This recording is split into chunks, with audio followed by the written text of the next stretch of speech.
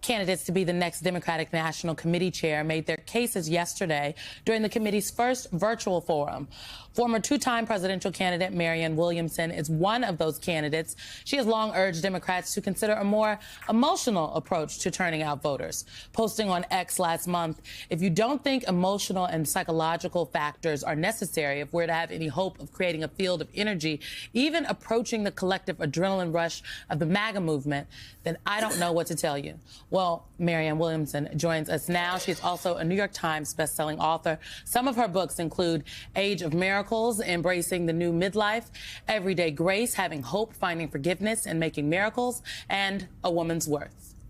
Marianne, good morning to you. Thank you for being at the table. I have heard you talk about a listening tour, hearing from Democratic voters, voters in general, what it is that they want, where the disconnect is.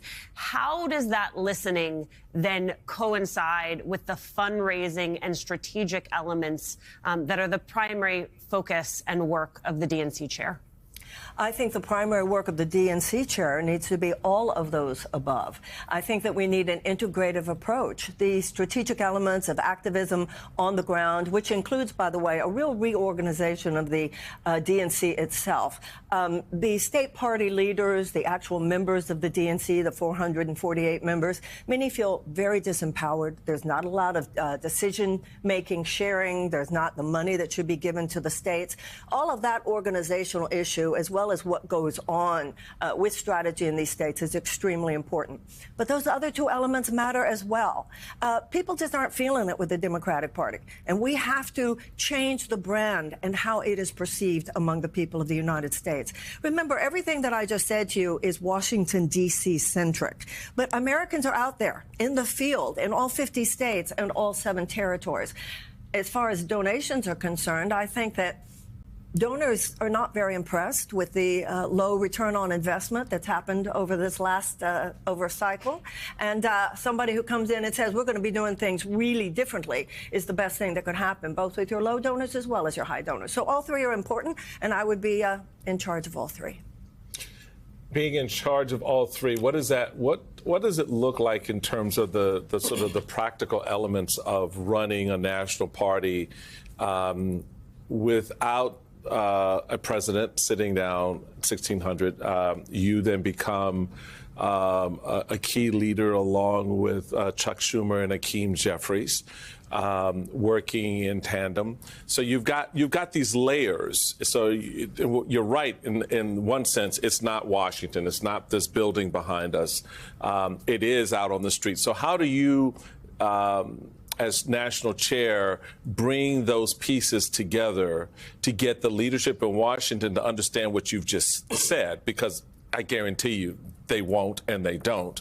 And 2, to bring the party faithful along under your leadership to take the risk of your leadership. In other words, what you may be leveling up is something that's outside of what they're used to hearing or thinking. Mm-hmm. How do you see that as part of the job? Okay. Well, first of all, I'm not running for a policy-making position. Right. Hakeem Jeffries is the policymaker. Senator Schumer is the policymaker. I'm running for megaphone. You know, because we won't have the presidency, that's the biggest megaphone in the world. We don't have the Speaker of the House, huge megaphone. We don't have the head of the Senate. So the DNC has to become a megaphone in the way that we don't in every session. So my creating a communications machine that will actually help get their messages out to the people, that's where I see myself. That's number 1. Number 2, the DNC now runs in a very 20th century way. You would be one of the first people I would ask for advice, by the way. You've done this. The 20th century model is this group of people sitting on the top sort of dictating what's happening. We need a 21st century model. 21st century leadership is holding the space for the brilliance of others. And that begins with the organization itself. More and more people within the organization, members feeling empowered, as I said, sharing resources, sharing members, so forth. Now, when you say the different stakeholders getting the buy-in from Democrats, we need to remember, because the Republicans remember, buy-in from Democrats is not just mean Washington. Right. Buy-in from Democrats that we need to be worrying about right now are the voters who aren't feeling it Who aren't feeling it.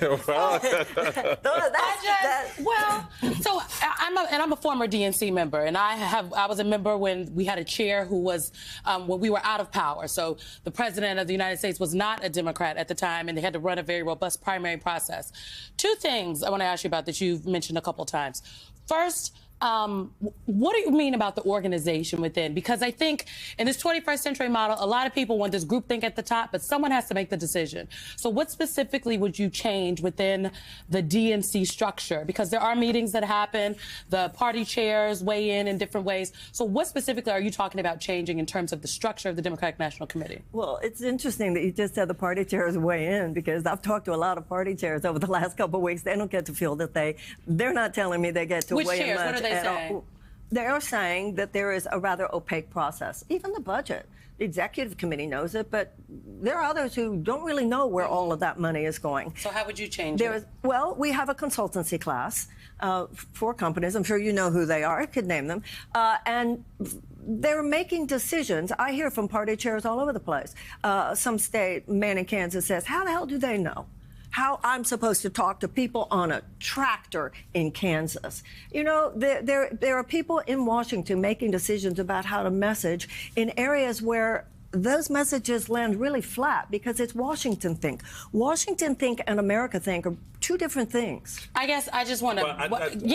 How would you change that? What do you bring to that? First of all, even on the consultancy, except for the data, what these people are telling me in the various states, the data that comes from these consultancy classes, that's good. Everything else, they get a failing grade, failing grade, failing grade. First of all, if you're going to hire a consultant to help you with your messaging, let's go into those areas. Let's feed the economies in those local communities. Let a Kansas consultancy firm, or a Texas consultancy firm, or a South Carolina consultancy firm. It doesn't all have to be. That's what I did at the RNC. I mean, you got to break that piece down. But you were just doing the messaging. I mean, yesterday in the virtual forum, you were all asked what the DNC got wrong in 2024, and you part answered suppressing the primary. So if you are elected DNC chair, you and this group of people, of these consultants across the country, are y'all going to get ready for 2028? What are you going to do differently? And I do think that there is a lack of specifics on what you're talking about in terms of the structure.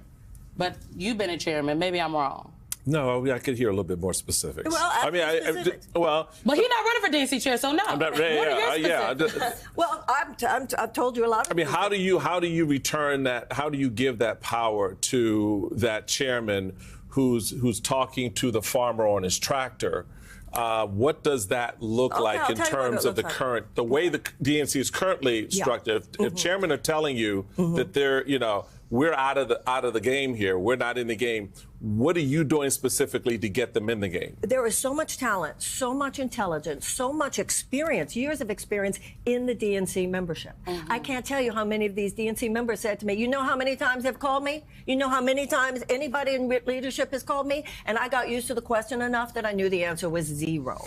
Nobody's even asking them how to do it. Nobody's even trying. Nobody's even asking their opinion. A lot of this, that's why this listening has to begin with listening of the membership, unleashing the extraordinary, actually, wisdom and knowledge that's in the membership. And believe me, people are very, very frustrated. I've been on the phone for 2 weeks.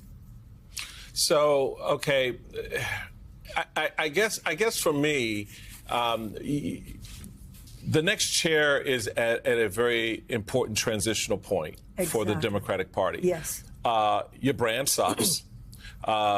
Voters don't like you.